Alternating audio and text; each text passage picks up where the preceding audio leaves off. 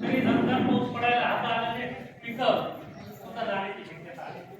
अचानक वातावरणात बदल झालेले आहेत आणि हे निसर्गाचे बदल आहे आपल्या हातात नाही. निसर्गाचे बदल आहे आपल्या हातात नाही. त्याचबरोबर दुसरी गोष्ट रासायनिक खत आताच आपण पाहिलं अतिशय चांगलं आहे. काय करणं आवश्यक आहे काय नाही करणं आवश्यक आहे. ज्यावेळेस रासायनिक खताचा शोध लागला त्यावेळेस अपेक्षित असं होतं की जितकी मात्रा आपल्या पिकासाठी लागते तेवढीच मात्रा वापरायची आहे, जास्त वापरायची नाही आहे.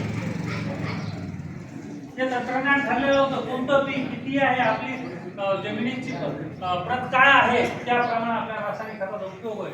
परंतु झालं काय मित्रांनो, झालं काय खताचे पुटे आणायचे दुकानावरून आणि शेजारी बघायचं शेजारचं कसं आहे किती टाकलंय मग मी डबल टाकेन 3 पटीने टाकेन. माझं पीक हे 3 पटीने आलं